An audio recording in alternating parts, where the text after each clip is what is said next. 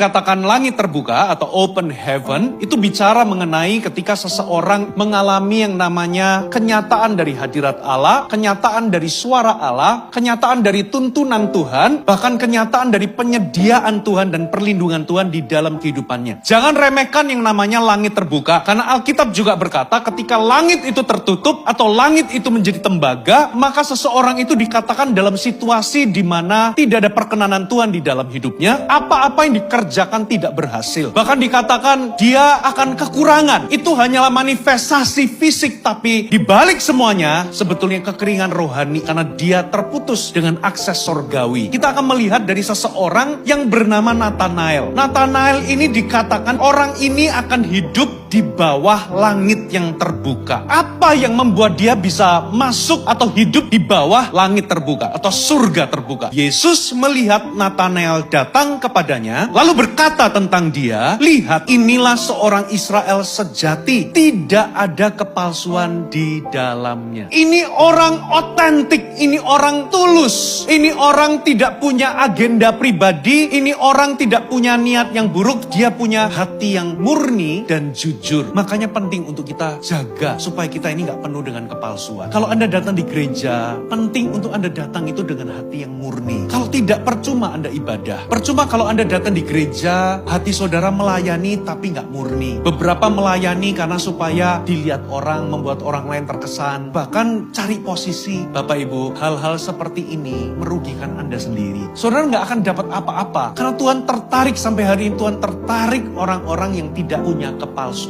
Yesus itu berkata, berbahagialah orang yang suci hatinya, sebab ia akan melihat Allah. Orang seperti ini akan hidup di bawah langit yang terbuka. Katakan